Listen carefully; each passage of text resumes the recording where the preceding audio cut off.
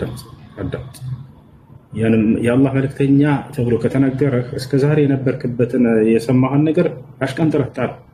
የአላህ መልእክተኛ ቃል ከሰዎች አመለካከት በላይ ነው። ወጣል አይደል?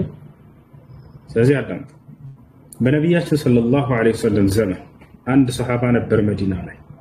ይህ ሰሃባ አንዲት ሴት አገልጋይ ነበረችው። ከዚያ በኋላ ይቺ ሴትዮ ፍየሎቹን እየጠበቀችለት እያለች እንደአጋጣሚ ልትሞት አለች። አንዷ ፍየል ወዲያ ቶሎ ብላ ቀድማ አረደቻት። ከዚያም ስጋውን ይዛ ለባለቤቱ መጣች። ይህም ሰሃባ የአላህ መልእክተኛን ሂጄ ሳላስፈቅዳቸው በፊት አልበላም አለ። ሄደና ነብዩ ሰለላሁ ዐለይሂ ወሰለም ጠየቃቸው። የአላህ መልእክተኛ ሆይ አንዲት ሴት አገልጋይ ያለችኝ ሴት አርዳ መጣችልኝ ልብላዊ ብለው ጠየቃቸው። ነዓም ኩልሁ አው ብላ አሉት ነብዩ ሰለላሁ ዐለይሂ ወሰለም። ስለዚህ ሴት ልጅ ያረደችውን መብላት ይቻላል፣ ማረድ ትችላለች። እሺ አንድ ሰዎች ወንድ ከሌለ ነው ማረድ የምትችለው እንጂ አትችልም ወንድ ባለበት ይላሉ። ማን ነው ይሄን መስፈርት ያስቀምጣላችሁ? ሴት ልጅ ማረድ ትችላለች ወንድ ኖርም አልኖርም። ዶሮ ካለች ማረድ ትችላለች። ፍየል ካለ እንዲሁ ማረድ ትችላለች። በግም ማረድ ትችላለች። ልክ እንዲሁ ደግሞ ከብትንም ማረድ ትችላለች። እንዲህ በአንድ እጇ ቀንዱን ያዝ አድርጋ በአንድ እግሯ አንገቱን ረግጣ ማረድ ትችላለች። ግመል ማረድ ትችላለች። በአንድ እጇ ጆሮውን እንደዚህ አድርጋ ይዛ በአንድ እግሯ ደግሞ አንገቱን ረግጣ ማረድ ትችላለች። ስለዚህ ይቻላል። ጌታ ሰው ከላይ ያለው እንዴት ነው? ጸጋና ሰላም ይብዛል።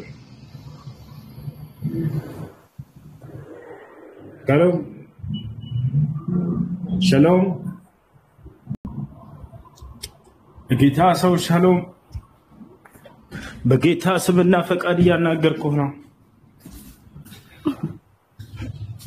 አሜን ነው። እሺ ጥያቄ ያለው እንዳይቀጥል ይጀምር። እሺ እስካሁን ይጀምር። እሺ ቀደም ኮሜንት ላይ አትችልም ብሎ የተናገረ ሰው አለ። እስካሁን እናንተ ሰማችሁት። ሴት ልጅ ማረድ እንደማትችል ነው። ማስረጃ ላሳያችሁ፣ ልባችሁም እንዲረጋጋላችሁ። እሺ እኔ ከራሴ አንዳች መናገር አልፈልግም። እንዳነበብኩ መናገር እፈልጋለሁ። ንግግሬም ቅን ነው፣ በማስረጃ እንጂ አለማስረጃ አልናገርምና። ዳሩ ግን ትምህርትሽ ከማስረጃ እንጂ ከራሴ አይደለም። እሺ ጥያቄ ያለው እስከዛ መቀጠል ይችላል እስካወጣላችሁ ድረስ። እሺ ሁሱ እንዴት ነህ? ደህና ነህ? ደህና ነኝ አልሐምዱሊላህ። እኔ ጥያቄ ነበረኝና ጥያቄው አንድ ክስቴ እዚህ ዱባ ያለች ትሰራለች። የምትሰራው ቤት ማለት ነው። ቤቱ 3 ሴቶች ነው የሚኖሩት። አንዷ አግብታለች። ከሴትዮዋ እህት ደግሞ አንድ ያላገባች አለች። ያኔ ዜና ይሰራሉ። ዜና ማለት አሁን حرام የሆነ ከወንድን ከውጭ ያመጡ ማለት ነው። ወንድን ከውጭ ያመጣሉ። አምጥተው ደግሞ ማለት ነው ያቺኛቱ ባል የሌላት ማለት ነው። እሷ ደብቀን የምታስገባው ወንዶችን የተለያየ ወንዶችን እየቀያየረች ታመጣዋለች። ይሄንን ስታመጣው ደግሞ እቺ ነክስቴን እሷን ነው አስገቢ የምትለው ማለት ነው። አስገብታለች። ከሷ ጋር ሌላ 2 ሰራተኛ አለ። እነሱን አታዛችሁም፣ እሷን ብቻ ነው የምታዘው። ልጆች እሷ ሳታስገባው በፊት ማለት ነው ልጆቹን አንድ ክፍል ላይ አስገብተሽ ቆልፊውና ከዛ አምጪ ትላለች። እሺ እና ይሄ ስራ እዛ መስራት እችላለሁ አልችልም ነው ጥያቄሽ?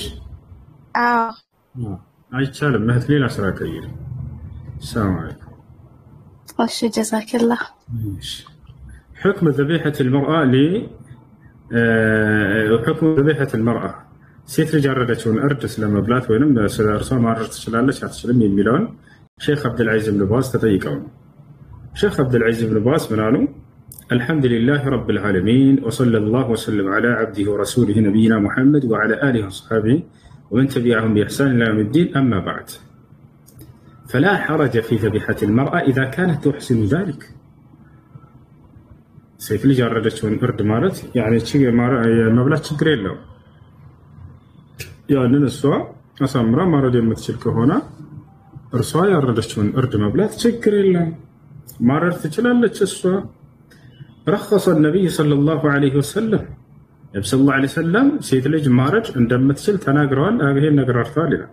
ወአከለ ذبيحتها ጭራሽ እንዳውም ሴት ልጅ ወአመረ ይቅርታ ቢአክሊ ذبيحتها እርሷ ያረደችውን እርድ መብላትን ያኔ አዘዋል።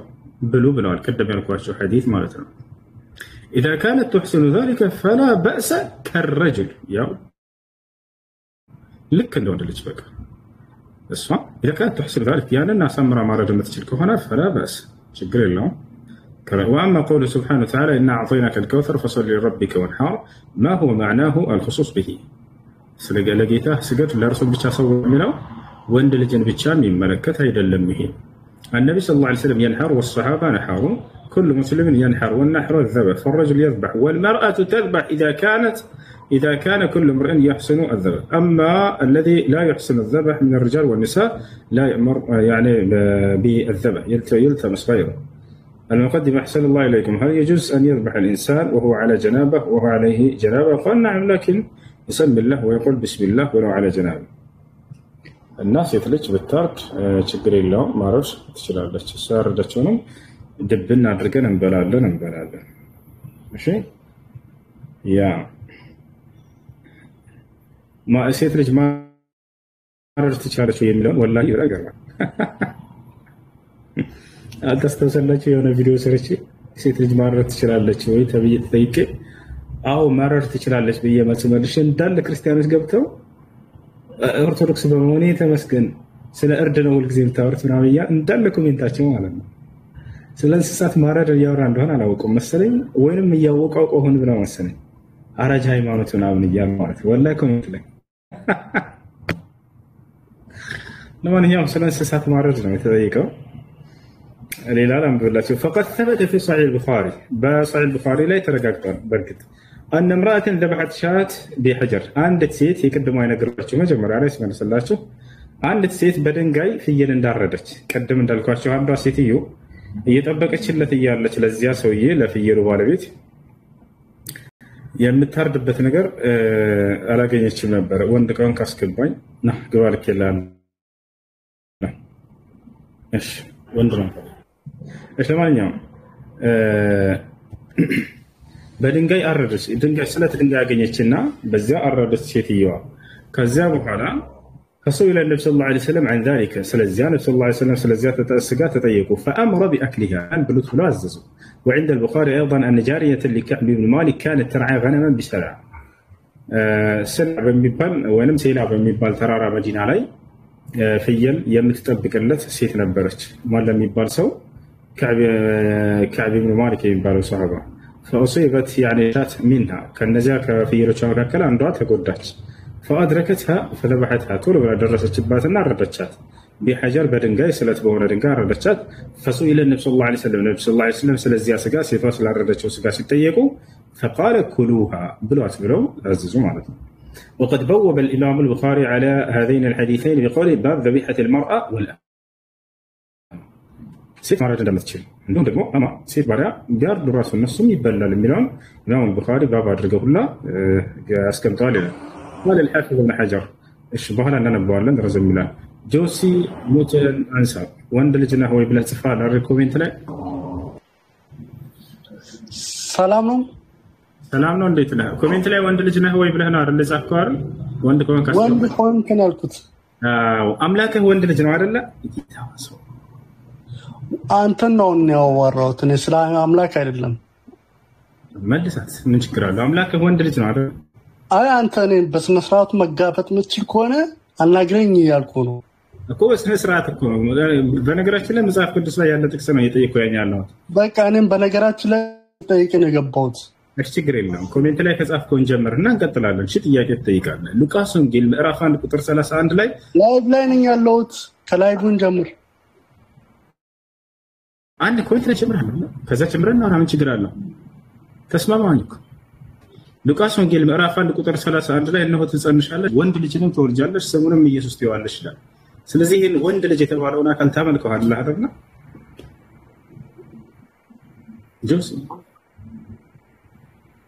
ጆሲ ይሰማል አባቴ እና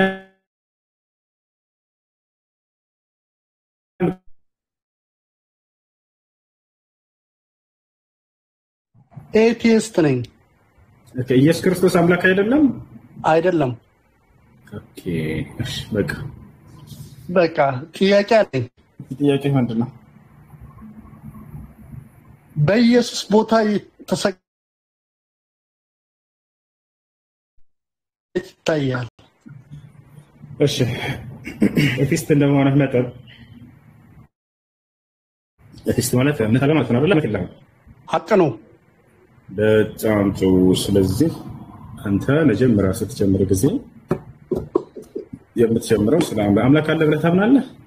በመጀመሪያ በደንብ አምናለሁ። ያ አምላክ ማን ይባላል?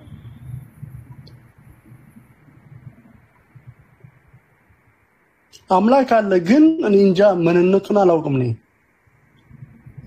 አምላክ መኖሩን እንዴት አመንክ? እንዴት ተቀበልክ? ሰው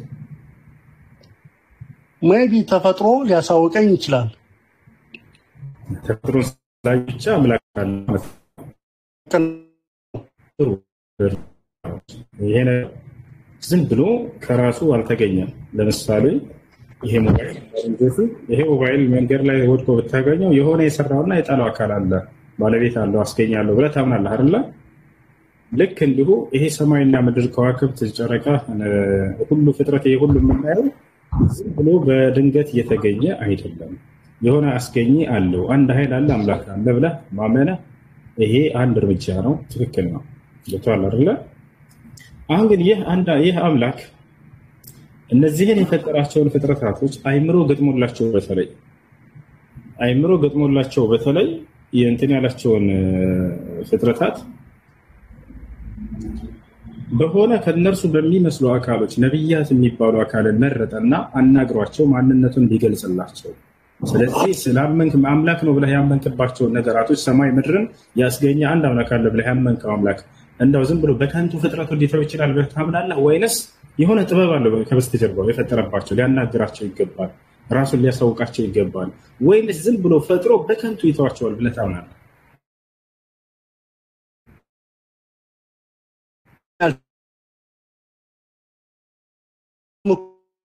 የርዝቅ መነሻ ጋዝ መነሻ ይላል እና ተምናርግሽ አሁን ያልከውና የሚገናኝ አይደለም። ወደ እሱ እንመጣለን። የፈለገውን ይለግሳል፣ የፈለገውን ከፍ ያደርጋል። አሁን ያልከው እሱ ለዚህ መልስ የሚሆን አይደለም። ይሆናል እንጂ አባቴ እንደዛ ሆኖ እኛ ታዲያ ምን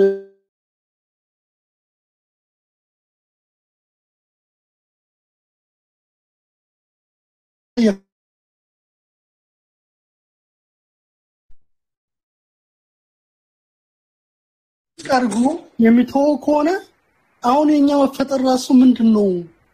ምን ማድረግ አሁን የራሱ ጥያቄ ላይ ምንድነው ማድረግ የሚለው ነገር እኮ አንዴ አሁን ለምን ይሄ ከፋን ከፍ ለምን ዝቃል የሚለው ያን አምላክ ማንነቱን ካወቅክ በኋላ ተከትሎ የሚመጣ ጥያቄ ነው።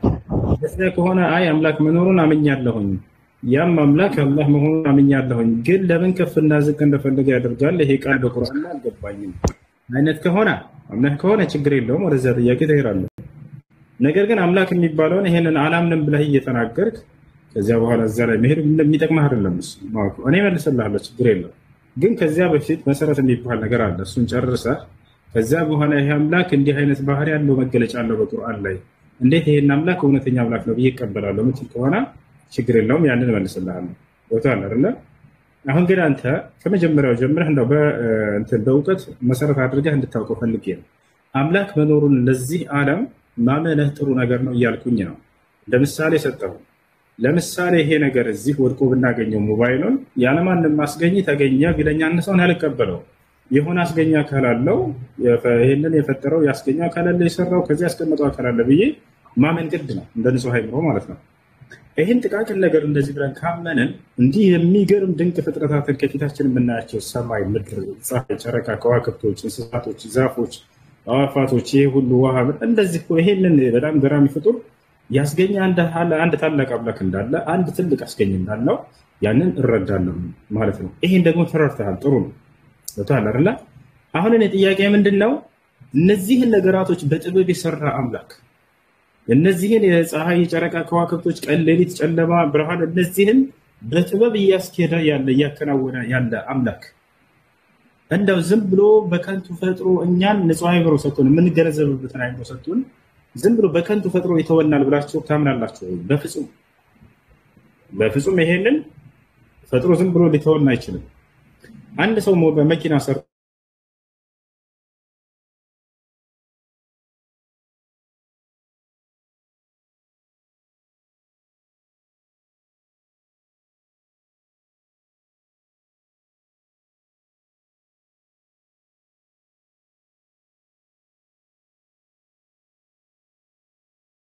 ነገሩ ፈለገ። ይሄን ለማድረግም ነው አምላክ አላህ Subhanahu Wa Ta'ala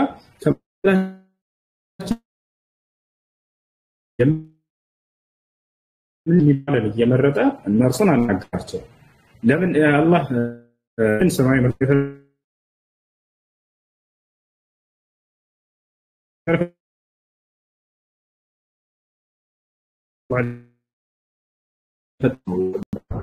ሰማይና ምድር ረበኩም الله الذي خلق السماوات والارض في 6 ايام ثم استوى على يغشي الليل النهار እንዳለ ስለ ፍጥረት ሁሉ ይነግራል እዚያ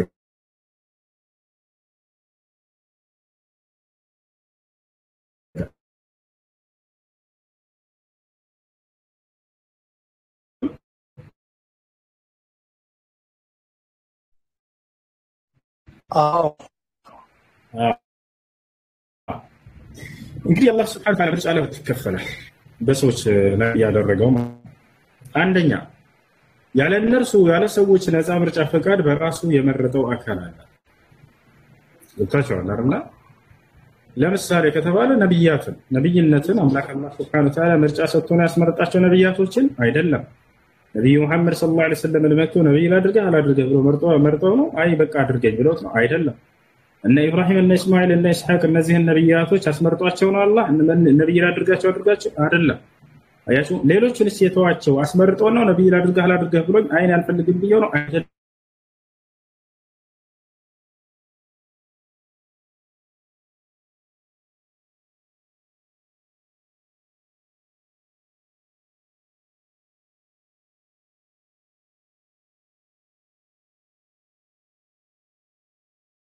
እንዳለ የሰው ልጆች ጥሩ መንገዱን ተከትለው ከሄዱ የሚያስመርጣቸውን ነገር ያ እንዲመረጡ ያደርጋቸዋል አላህ Subhanahu Wa Ta'ala እነሱን ነው የፈለገውን ከፍ ያደርጋል ሲባል ጊዜ የፈለገውን ከፍ ያደርጋል ሲባል ጊዜ የግዴታ መንግስት መሆን አይጠበቅበት የግዴታ ሙሉ ሀብታም መሆን አይጠበቅበት የተመረጠ ሰው ብሎ ማለት ከአምላክ ዘንድ ምን አይነት ሰው እንደሆነ ታውቃለህ ከዚያው ጫለ የአምላክን ህግና ስርዓት ተከትሎ የሄደ ሰው ነው ወጣ ያ ሰው የተመረጠ ሰው ነው ታዲያ ይሄን አላህ ከዛኛው ካልተመረጠ ሰው ለይቶ መርጦት ነው ወይ አይደለም አምላክ አላህ Subhanahu Wa Ta'ala የሚመረጡበትን መንገድ ከርሱ ዘንድ የሚጸድቁበትን መንገድ ብቻ ነው ያሳውቃቸው ለሰው ልጆች በነብያት በኩል መለኮታዊ መጽሐፍን አወረደ ራእይን አወረደላቸውና ይሄን ቀኑ መንገድ የተከተለ ሰው እኔ የመረጥኩለትን መንገድ ተከትሏል አለ ይሄ ነው የተመረጠ ብሎ ማለት ስለዚህ ለመመረጡ ምክንያት ማን ነው ጆሲ ያ ሰው ራሱ ነው አይደል አምላክ በነብያት በኩል ያወረደለትን ህግና ስርዓት ያን መጽሐፍ ተከትሎ ስለሄደ የተመረጡት መካከል ሆነ አላህ መረጠው የተባለው ይሄ ነው በምን መረጠው ይሄን ሰው ህግና ስርዓቱን አውርዶለት ያን ተከትሎ በመሄድ ነው ያስ ያልተመረጠው ሰው በነብያት በኩል የመጣለትን ቃል አይሄን አልፈልግም አልከተልም ማለት ያው ምርጫውን በራሱ ጊዜ ወሰደ ምን አይነት ምርጫ ወሰደ ከተመረጡት ሳይሆን ከተዋረዱትና ዝቅት ከተደረጉት ሆነ ማለት ነው ወጣላ አይደለ ያን ግን የወሰደው በማን ነው ከተባለ በራሱ ምርጫ ነው በራሱ ምርጫ ላይ አልከተልም ይሄንን አለ ያ ነብይ ልክ የለ መጽሐፍ አውርጅለ ወሰለ አይደለ ከዚያ ሰው ያልፈልግም ማለት እኔ እና አልከተልም ማለት ውርደትን በራሱ ጊዜ ተከናነበ ማለት ነው ገብቷል ጀሲ ገብቶኛል ግን አንተ አልገባም እኔ እኮ ከመሰረቱ አባቴ አንተ ከምትወደው በላይ እኔ ፈጣሪን ወዶ ነበር ነብዩንም ወዳቸው ነበር ግን አልፈለግም ያልኩ ገብቶሃል ግን አልገባህም እያልክ ነው ገብቶኛል ግን አልገባህም አንተ እያልክ ነው ወጣላና እስኪ ከተረዳህ ምን እንደተረዳህ አስረዳኝ እስኪ አላህ ለምን ይመርጣል አንዱን ከፍ ያደርጋል ለምን አንዱን ደግሞ ዝቅ ያደርጋል ብለህ ጠይቀህ ነበር ለዚህ ጥያቄ መልስ አላገኘም አግኝቻለሁ ግን መልሱ አጥጋቢ አይደለም እያልኩ ነው አንተ እንደምትለው አንድ ሰው አንተ እንደምትለው በቃ ባጭሩ ሙስሊም መሆን አለበት እያልከኝ ነው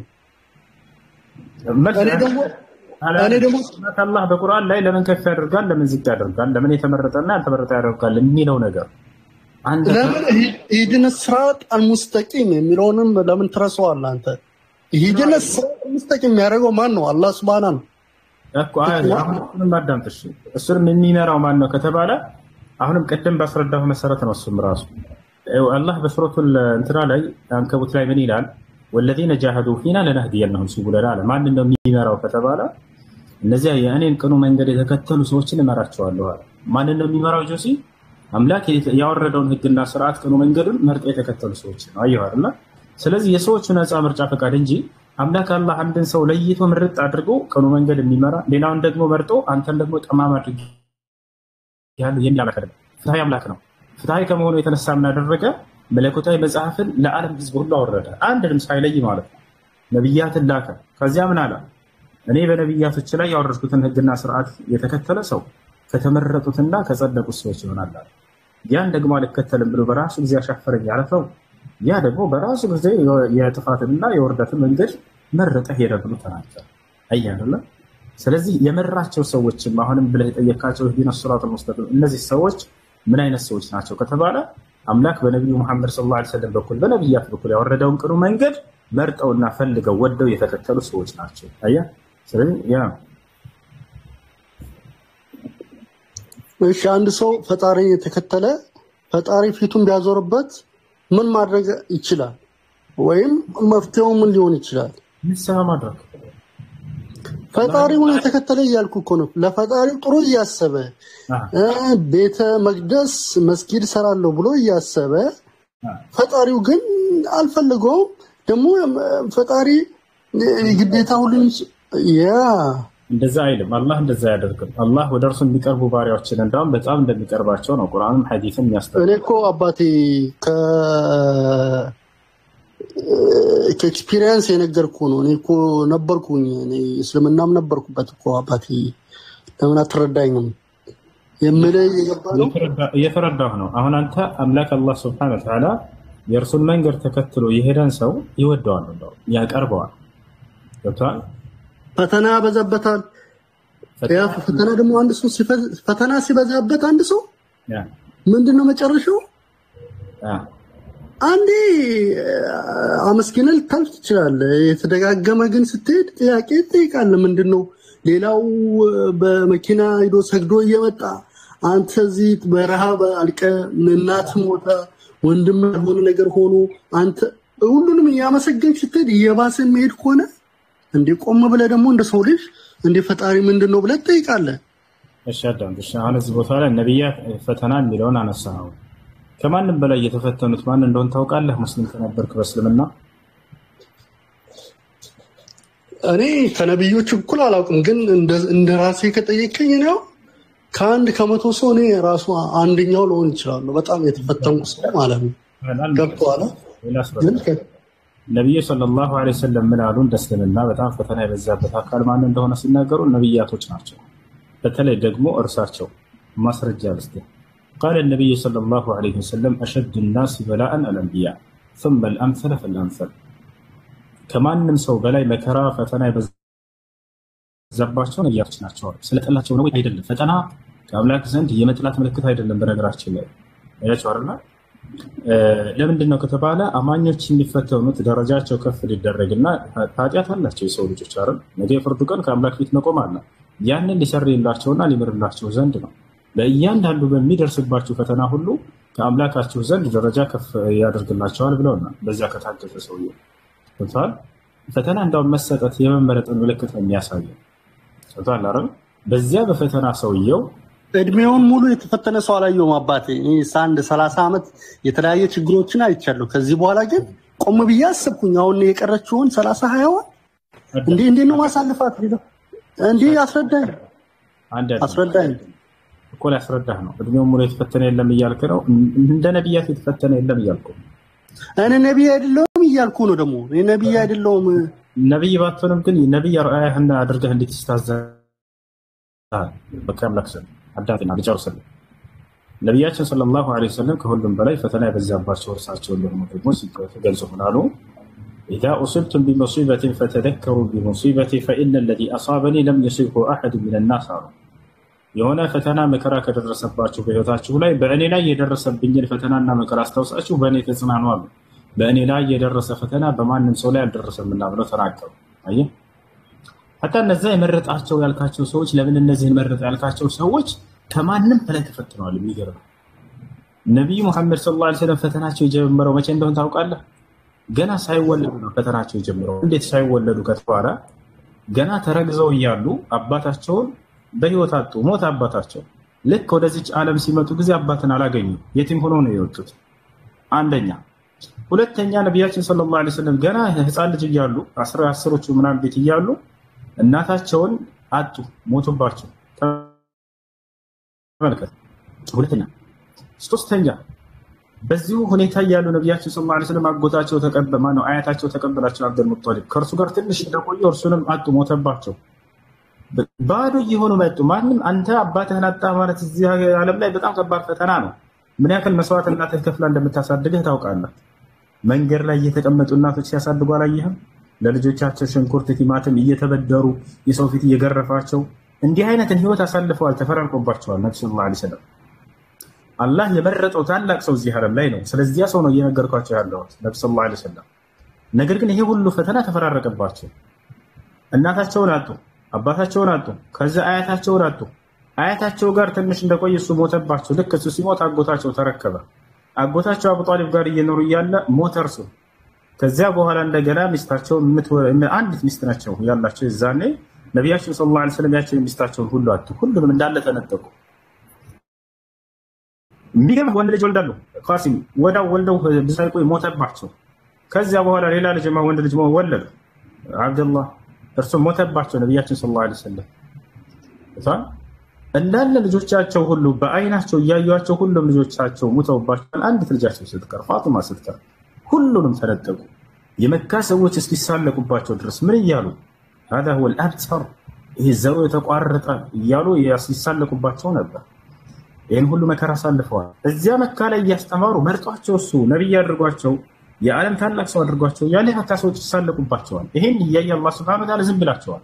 ይሄን ፈተና ያስተናግዱና ያልፉ ዘንድ ማለት ነው። ጠልቷቸው ነው ወይ? አይደለም። ፈተና የመጥላት ምልክት አይደለም። አየህ አይደለ? እያስተማሩ ነቢያችን ሰለላሁ ዐለይሂ ወሰለም ከዕለታት አንድ ቀን በመካ ከሃዲያኖች አጠገብ እያለፉ እያለ እንዴ አፈር ይረጩባቸው ነበር። ከሃዲያኖች ተሰባስበው ያን አፈር እንዳለ ሙሉ ሰውነታቸው ላይ ራሳቸው ላይ ነፍሰው ወደ ቤት ይገባሉ። ልጃቸው ፋጢማ ታይና እያለቀሰች كانت تبكي እያለቀሰች ታራግፍላቸው ነበር አፈሩ። لا تبكي يا بنتي فإن الله مانع أباك ይሏት ነበር። ልጄ ሆይ አታልቅሺ፣ አላህ ለከአባትሽ ይከላከልለታል እኮ እንዲገሉት አያደርግም። ይሄ ቀላል ነገር ነው ይሏት ነበር።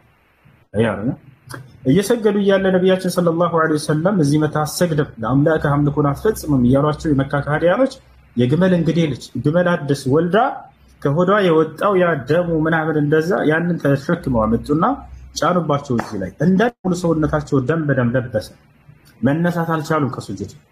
ልጃቸው መታ ያንን እየጎተተች አነሳችላቸው። ሌላ ሰው ለምን አላነሳም?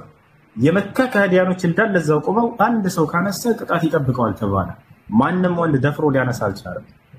ልጃቸው ተነገራት። ቶሎ መታሷ ባላት ኃይል እየጎተተች አባቴ ላይ ማን ነው የጫነባቸው እያለች ጎትታ አነሳችላቸው። ያን እየጠረጉ ሄዱ። አያረ በጣም ከባድ መከራ ደርሶባቸዋል። እንደርሳቸው የተፈተነ የለም፣ እንደ ነብያት የተፈተነ የለም። ዚያለ መርጧቸው ሳሉ ማለት ነው ከዛላራ።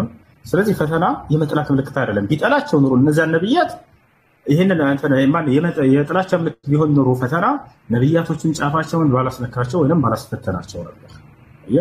አብርሃም ወደ እሳት ተወርሯል እርቃኑን አድርገው። ዩኑስ አለይሂ ሰላም ወደ ባህር ተወርሯል የአሳ ነባሪ እስኪወጣው ድረስ። ዩሱፍ አለይሂ ሰላም ባሪያ ተደርጎ ስለጠላቸው ነው እንደ ነብያቶችን አይደለም። አያችሁ አይደል? እንዳውም ይሄ የውዴታ ምልክት ነው። አምላክ ሲወደህ ጊዜ ወደ እርሱ ያኔ ልዩ ባሪያው አድርጎ ሲያይህ ጊዜ ከእርሱ ዘንድ ደረጃህን ከፍ ሊያደርግልህ በዚህ እንዲህ አይነት ፈተናዎች ይፈትናል። በነብያቶችም ላይ አድርጎበታል እና የጥላቻ ምልክት አይደለም ፈተና፣ እንዳውም የውዴታ ምልክት ነው ከእርሱ ዘንድ ይመስላል። እሺ ማን ነው ከታች ልጅ ካለ ግብና ቀጥሉላችሁ። ወደ ምሽት ነው መግባት የሚፈልግ የላከ ሰው ዛሬ ካለች ነው እንጂ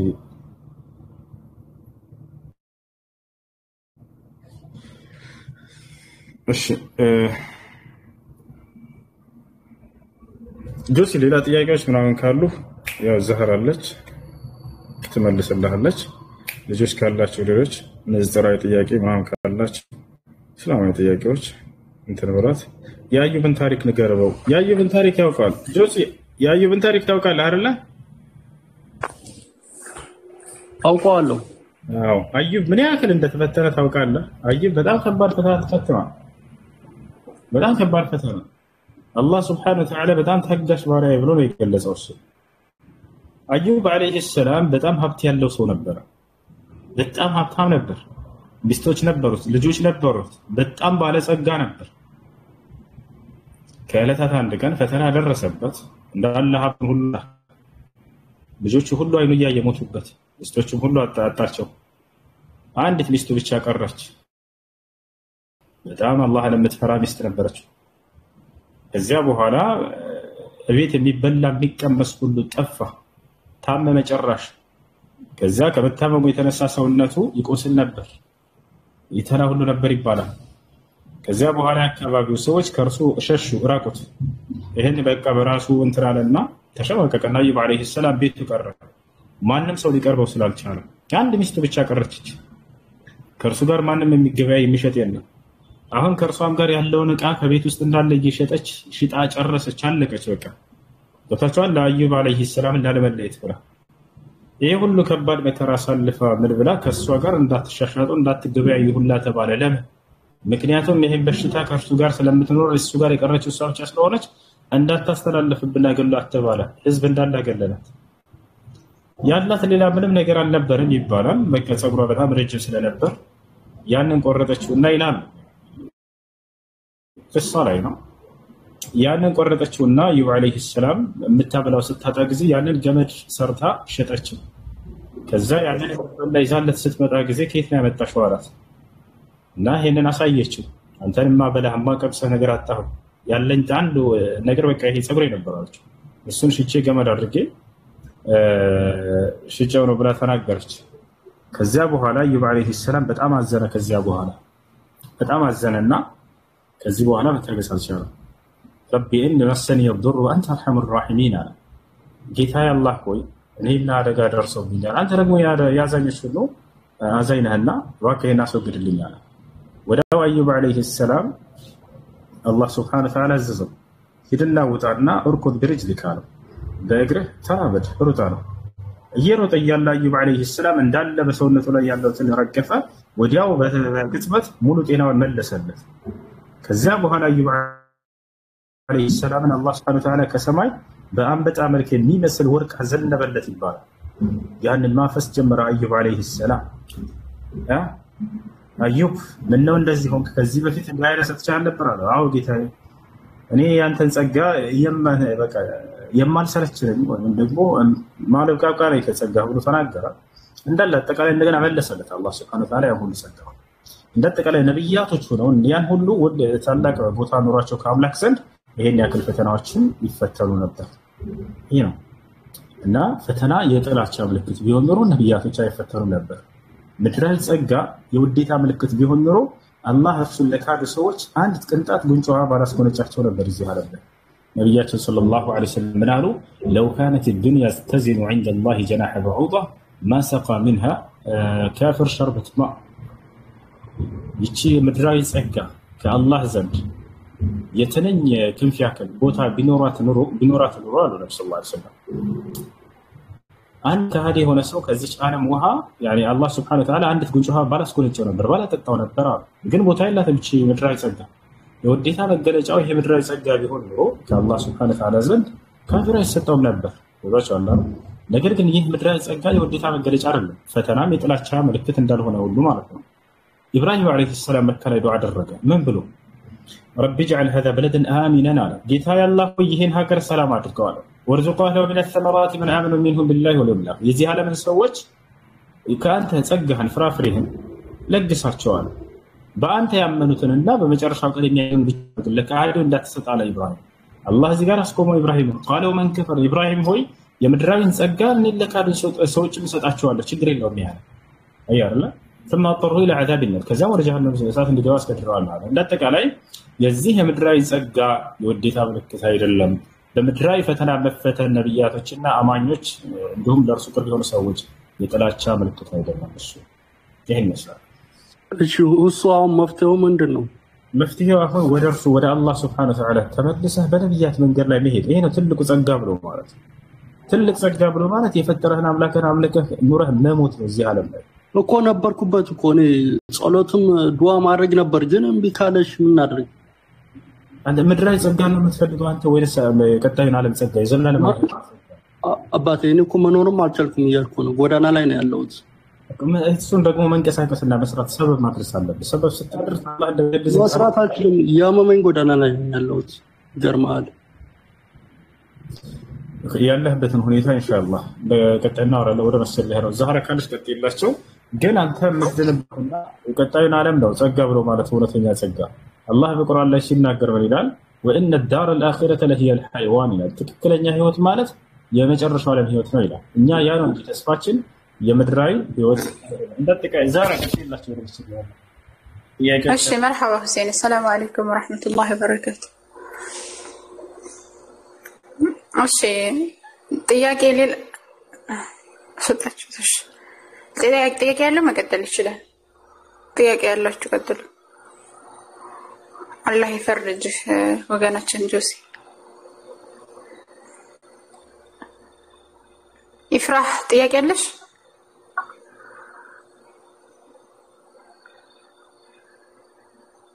የእውቀት ፋና ጥያቄ ያለሽ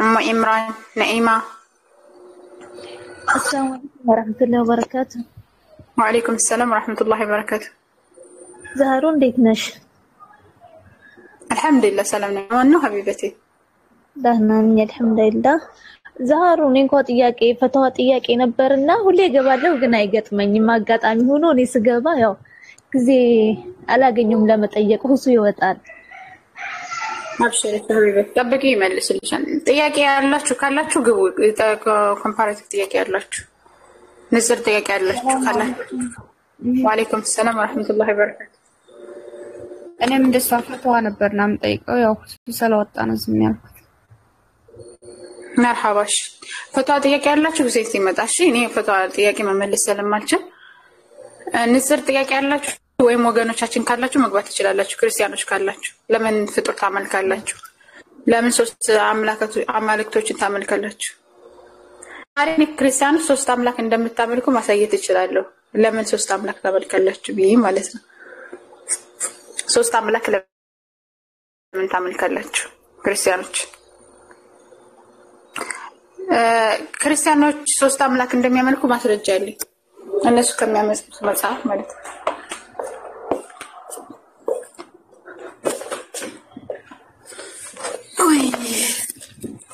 አድሚዎች ለመሰለኝ እስኪ በዛኛው ስልክ ይመጣ እንጂ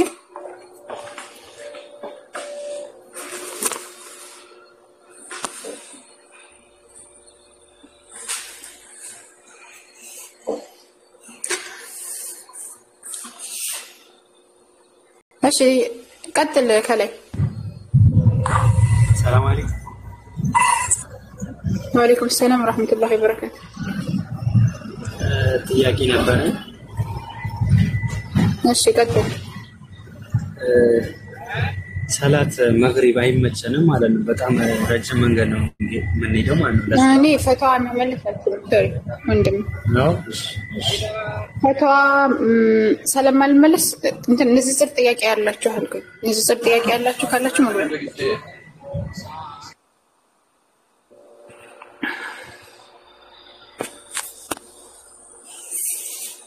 ንጽጽር ጥያቄ ያለው አንድ ቁጥር ይጻፍ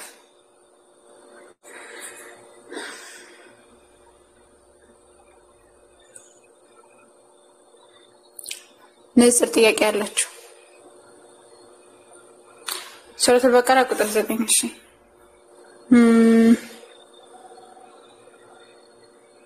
ሊያ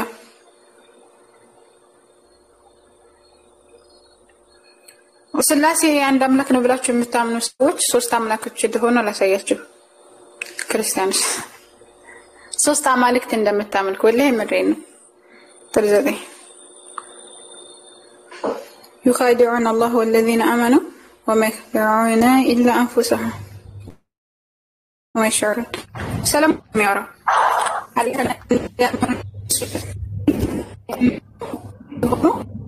እንጂ ሌላ ነገር ሙናፊቆች እንትኖች ወደ አማኞች ሲሄዱ እንትን ይላሉ ወደ አማኞች ሲሄዱ እኛ ሙስሊም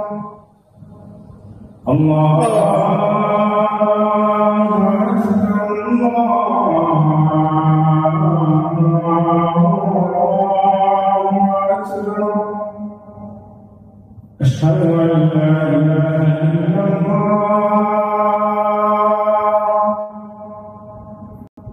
أشهد أن لا إله إلا الله أشهد أن محمدا رسول الله أشهد أن محمدا رسول الله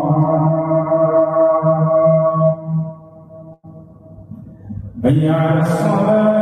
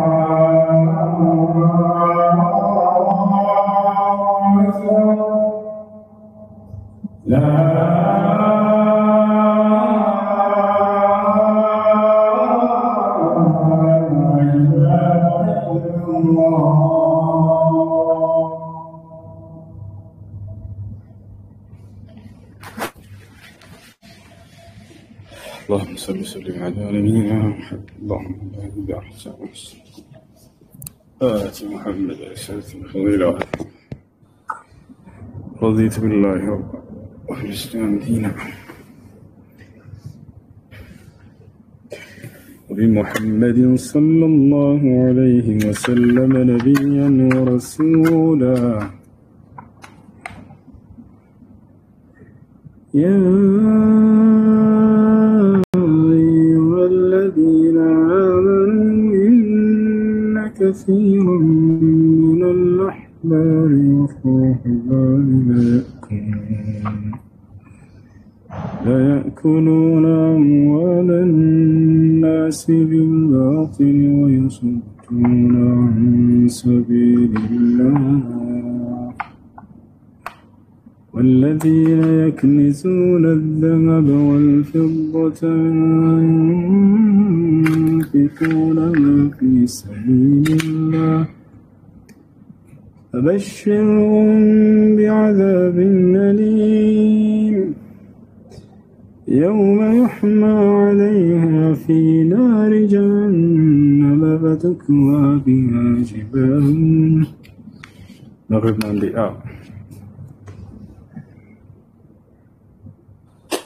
حسين قطر 9 سورة البقرة انتهيكو نبرا نلج يخادعون الله والذين آمنوا يخادعون الله والذين آمنوا منه من شيء ختم الله لا يخادعون الله ميلون سلامنا كرتم يورون أبرار بليبرو يخادعون الله والذين آمنوا وما يخدعون إلا أنفسهم وما يشعرون سلامنا فكوتش يورانا الله يخادعون الله والذين آمنوا الله لنا نزار يأمنوتن يتعللوا يشوروا ينسلاتشوا الله ምክንያቱም መናፍቅ ከላይ ከሙስሊሞች ጋር ይመጣና እኔ እኮ ሙስሊም ነኝ ያመኛለህ ይላል በውስጡ ክህደትን ይዘው ማለት ነው እነዚህ ሰዎች ማንን የሸወዱ ይመስሏቸው ነው አላህንና ያመኑ ሰዎችን የሸወዱ ይመስሏቸዋል አለ وما يخدعون إلا أنفسهم ራሳቸውን እንጂ ማንንም አልሸወዱ ወንም አላህና መልእክተኛውን ሳይሆን የሸወዱት ራሳቸውን የሸወዱት አለ وما يشعرون አያውቁም ማለት ንፍቅና ማለት ነው ቀጥሎ ገለጸው في قلوبهم مرض በልባቸው ውስጥ مرض በሽታ አለባቸዋል ምን አይነት በሽታ مرض الشبهات ولا مرض الشهوات مرض الشبهات فزادهم الله مرضا اللهم بشتان ጨመረላቸው ይላል ولهم عذاب أليم للنرسى سمامي هنا قطعت አለባቸው بما كانوا يكذبون ሲዋሹ በነበሩበት ምክንያት أي بسبب ما كانوا يكذبون هنا بسببية ሲዋሹ በነበሩበት ሲቀጥፉ በነበሩበት ምክንያት እነርሱ አሳማሚ የሆነ ቅጣት አለባቸው እያለ ይናገራል في قلوبهم مرض فزادهم الله مرضا ولهم عذاب أليم بما كانوا يكذبون وإذا قيل لهم لا تفسدوا في الأرض قالوا إنما نحن مصلحون نفكرنا له لا تكفل إزقار يتناقر ያለው የክህደት ንፋቁን ንፍቅና له يتكفل نفاق عقدينا نفاق عملي نفاق عقدي نفاق عملي يسرى نفقنا لنا የእምነት ንፍቅና በመባል ይከፈላሉ ያማት እምነት ውስጡ ክህደት ያዘ المنافق هو الذي يظهر الإسلام ويبطن الكفر المنافق هو الذي يظهر الإسلام ويبطن الكفر منافق ብሎ ማለት በውስጡ ክህደትን ይዞ ከላይ አማኝ መስሎ የሚታይ ሰው ማለት ነው ያ ነው نفاق عملي يخرج صاحبه عن دائرة الإسلام ባለቤቱን ከእስልምና ያስወጣዋል بفسو مسلم አይደለም ማን ውስጥ ክዶ አይደለም لأن الإيمان قول باللسان واعتقاد بالقلب وعمل بالجوارح يزيد بالطاعة وينقص بالمعصية ويزيد بالكفر سيجيو ስለዚህ እስከራ መድረስ ከውስጡ ከላይ አውቆ ማኝ ነኝ ያለ ቢናገር እሱ ማኝ ያደርገው አይችልም ሁለተኛው ንፋቅ አመሊ የሚባለው ነው የሥራ ንፍቅና ይሄ ሰውየውን ከእስልምና ያስወጣል ወይ አያስወጣም ነገር ግን ኢማኑን ይቀንስበታል ለምሳሌ ከተባለ ነብያችን ሰለላሁ ዐለይሂ ወሰለም ሲናገሩ ምን አሉ من ترك 3 جمع متتالية طبع من المنافقين አሉ 3 ጁምዓዎች በተከታታይ የተወሰው እሱ ከሙናፊቆች ይጻፋላል ከእስልምና ይወጣል ማለት ነው ቤትሽ ጋር ዞረን ሲያደርጉ አንዴ ልስከት መጣ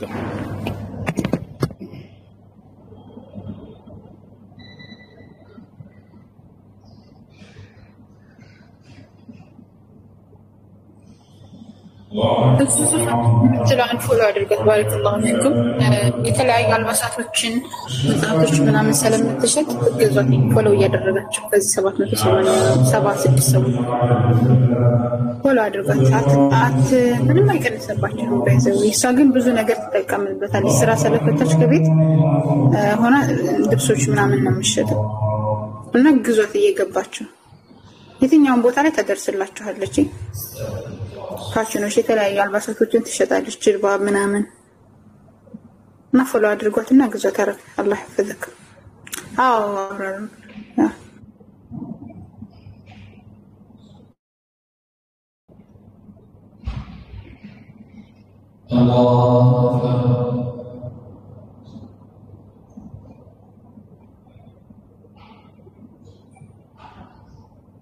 الحمد لله رب العالمين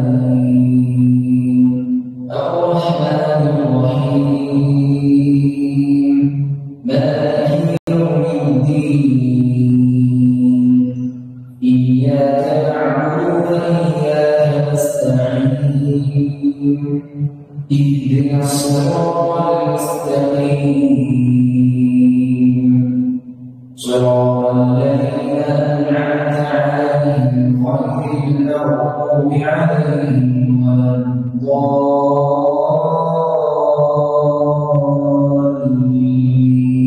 الضالين آمين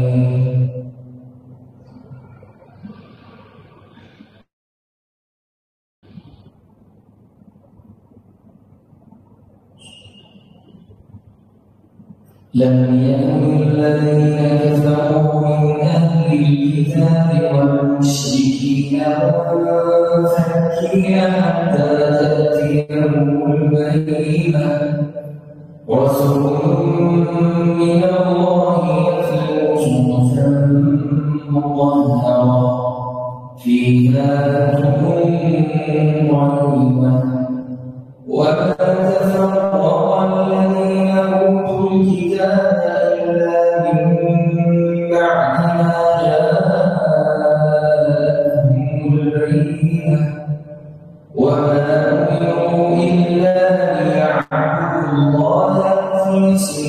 الدين حنفاء ويقيموا الصلاة ويؤتوا الزكاة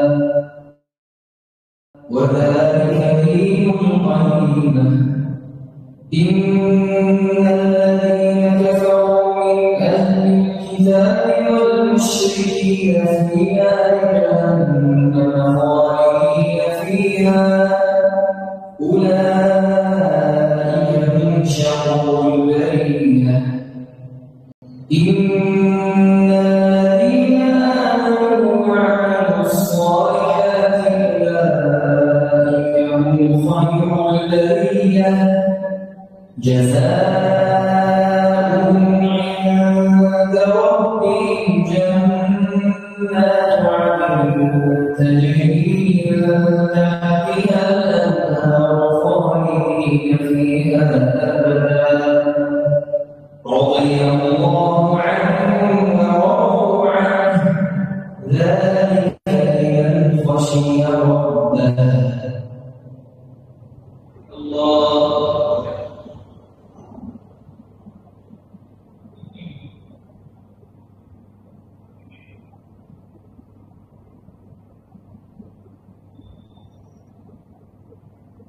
سمع الله لمن حمده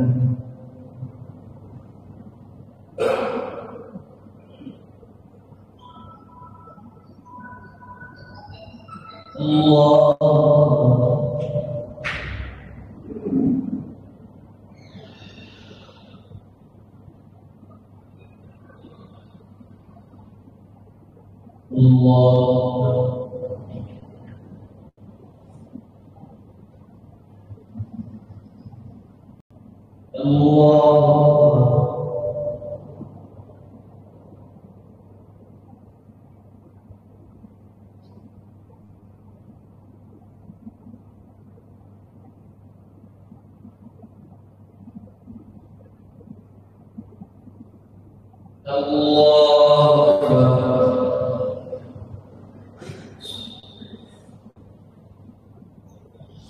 الحمد لله رب العالمين الرحمن الرحيم مالك يوم الدين إياك نعبد وإياك نستعين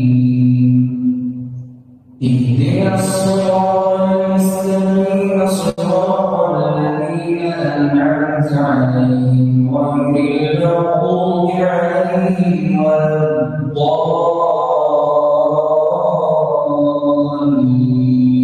الضالين آمين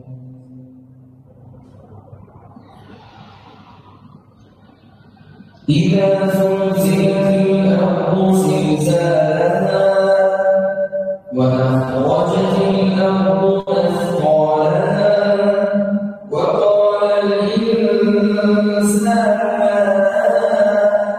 يومئذ تحدث أخبارها يومئذ تحدث أخبارها بأن ربك أوحاها يومئذ يصدر الناس أشتاتا ليروا أعمالهم فمن يعمل مثقال ذرة خيرا يره ومن يعمل مثقال ذرة شرا يره الله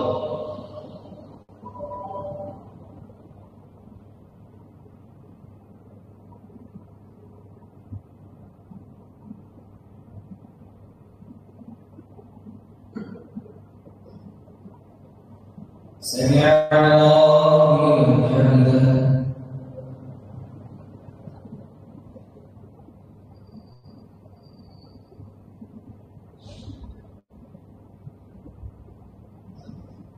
الله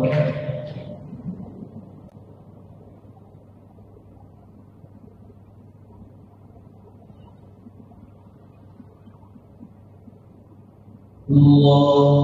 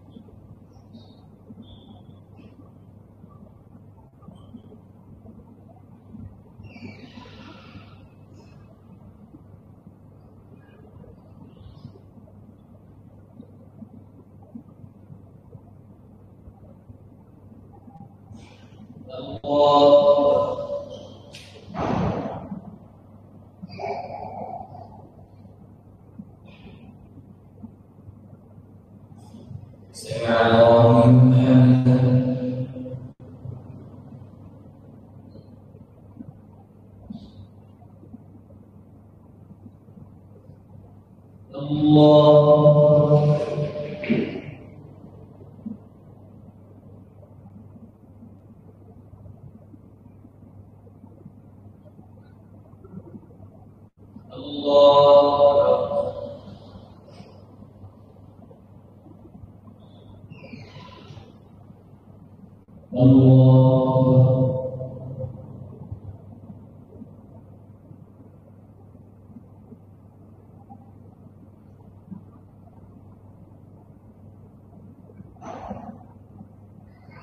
الله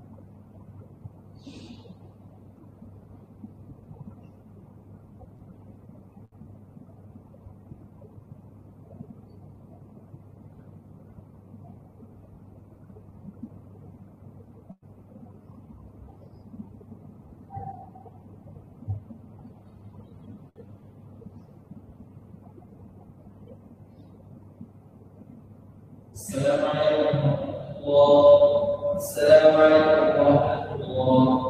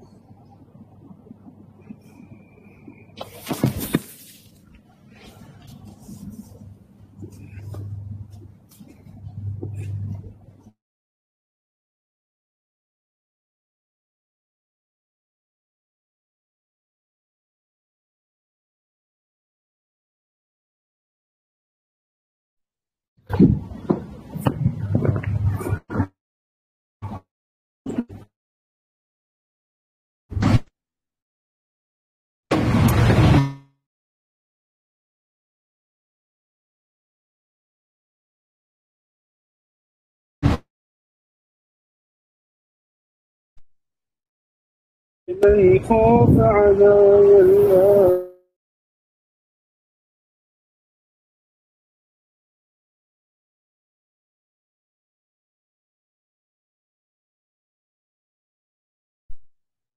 وذلك يوم مسلم شندمت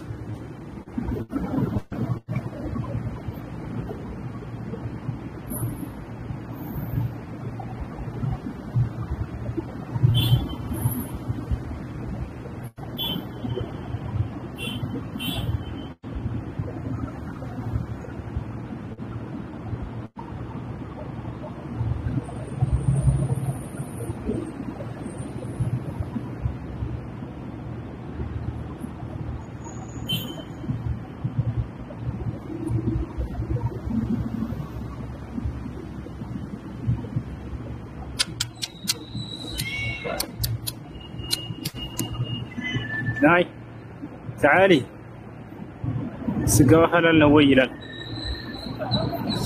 من نومي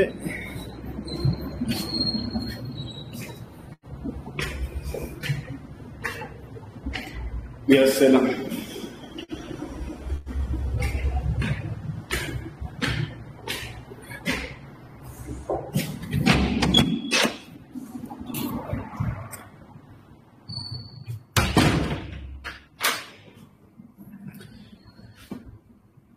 ذلك يوم مجموع له الناس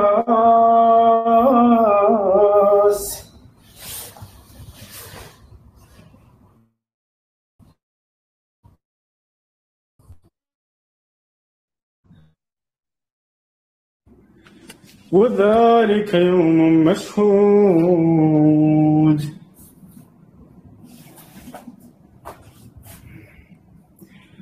وما نؤخره إلا لأجل معدود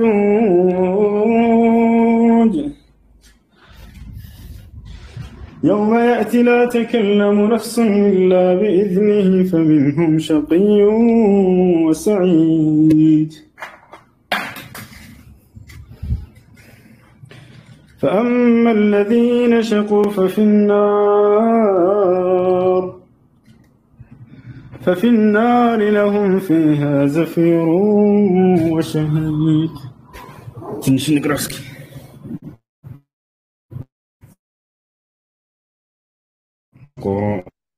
قرآن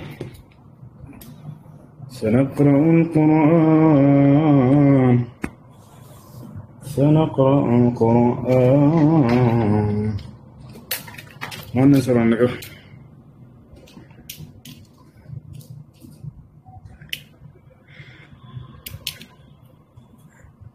ሁለቱም ያስባል ወንድም ነገር ግን ልብ ነው ዋናው ባለፈው አለስከነኩ ነገር ግን ዋናው ምንድነው ወልቀልብ ነብያችን ሰለላሁ ዐለይሂ ወሰለም በሰውነታችን ውስጥ አንድ ሰውነት ክፍል አለች ወነጅም ንግራ እሷ ከተስተካከለች ሁሉ ይስተካከላል እሷ ከተበላለች ከተበላሸች ሁሉ ይበላሻል እርሷም ልብ ነች አሉ ያ ማለት ግን አይምሮ ያስብም ማለት አይደለም አይምሮም ያስባል ዋናው ግን ከሁሉ በላይ ያ ልብ ነው فإنها لا تعمل الأبصار ولكن تعمل القلوب التي في الصدور له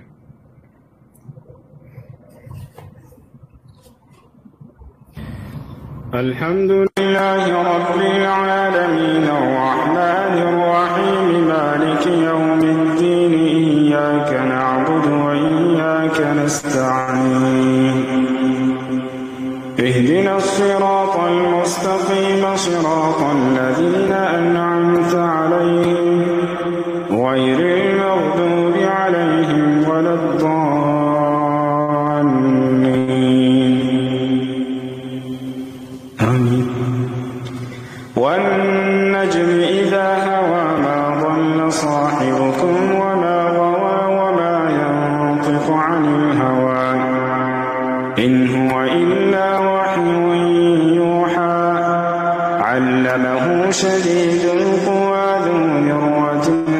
استوى وهو بالأفق الأعلى ثم دنا فتدلى فكان قاب قوسين أو أدنى فأوحى إلى عبده ما أوحى ما كذب الفؤاد ما رأى أفتمارونه على ما يرى ولقد رآه نزلة أخرى عند سدرة المنتهى عندها جنة المأوى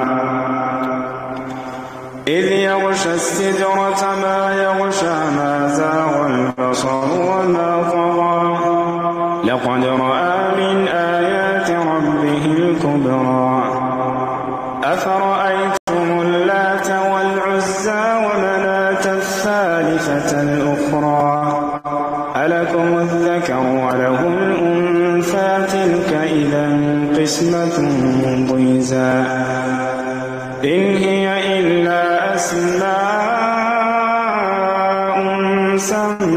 سميتموها أنتم وآباؤكم ما أنزل الله بها من سلطان إن يتبعون إلا الظن وما تهوى الأنفس ولقد جاءهم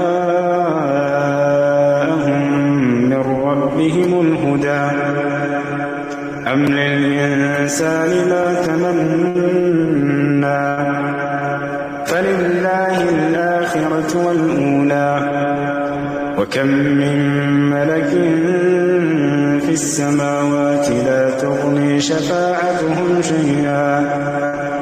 لا تغني شفاعتهم شيئا إلا من بعد أن يأذن الله لمن يشاء ويرضى إن الذين لا يؤمنون بالآخرة ليسمون الملائكة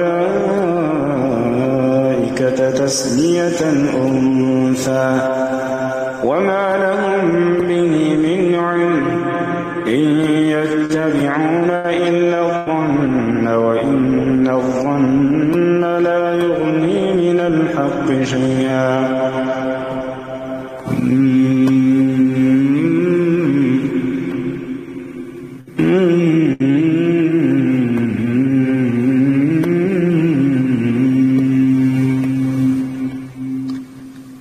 فأعرض عمن تولى عن ذكرنا ولم يرد إلا الحياة الدنيا ذلك مبلغهم من العلم إن ربك هو أعلم بمن ضل عن سبيله وهو أعلم بمن اهتدى ولله ما في السماوات وما في الأرض ليجزي الذين أساءوا بما عملوا ويجزي الذين أحسنوا بالحسنى الذين يجتنبون كبائر الإثم والفواحش إلا اللمم إن ربك واسع المغفرة هو أعلم بكم إذ أنشأكم من الأرض وإذ أنتم أجنة في بطون أمهاتكم فلا تزكوا أنفسكم هو أعلم بمن اتقى أفرأيت الذي تولى وأعطى قليلا وأكدى أعنده علم الغيب فهو يرى أم لم ينبأ بما في صحف موسى وإبراهيم الذي وفى ألا تزر وازرة وزر أخرى وأن ليس للإنسان إلا ما سعى وأن سعيه سوف يرى ثم يجزاه الجزاء الأوفى وأن إلى ربك المنتهى وأنه هو أضحك وأبكى وأنه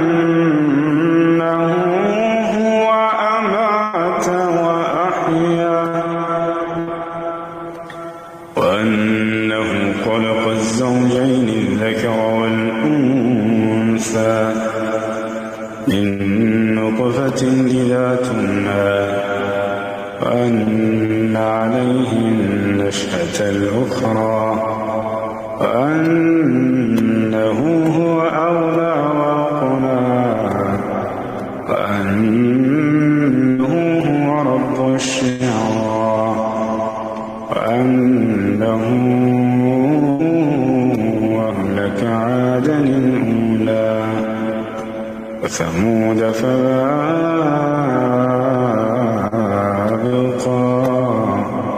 وقوم نوح من قبل إنهم كانوا أظلم وأطغى والمؤتفكة أهوى فغشاها ما غشاها فبأي آلاء ربك تتمارى هذا نذير من النذر الأولى أزفت الآزفة ليس لها من دون الله كاشفة أفمن هذا الحديث تعجبون وتضحكون ولا تبكون وأنتم سامدون فاسجدوا لله واعبدوا يا عبادي الذين آمنوا إن أرضي واسعة فإياي فاعبدون كل نفس ذائقة الموت كل نفس ذائقة الموت ثم إلينا ترجعون والذين آمنوا وعملوا الصالحات لنبوئنهم من الجنة غرفا تجري من تحتها الأنهار نعم أجر العاملين وما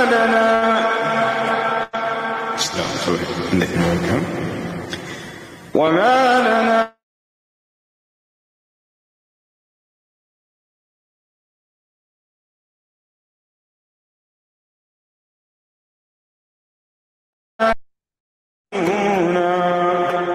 وعلى الله فليتوكل المتوكلون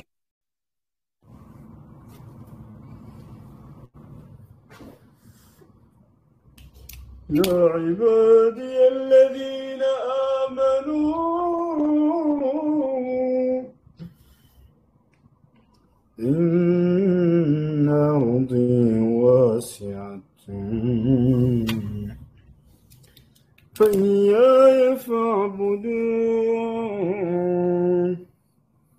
كل نفس ذائقة الموت كل نفس ذائقة الموت ثم إلينا ترجعون والذين آمنوا وعملوا الصالحات لنبوئنهم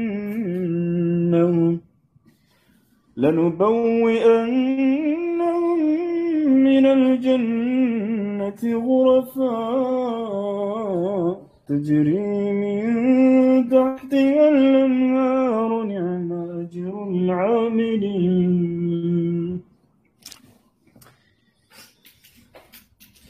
يا جماعة السلام عليكم كيف شابونا نقاني ولا سبحانك اللهم وبحمدك أشهد أن لا إله إلا أنت أستغفرك.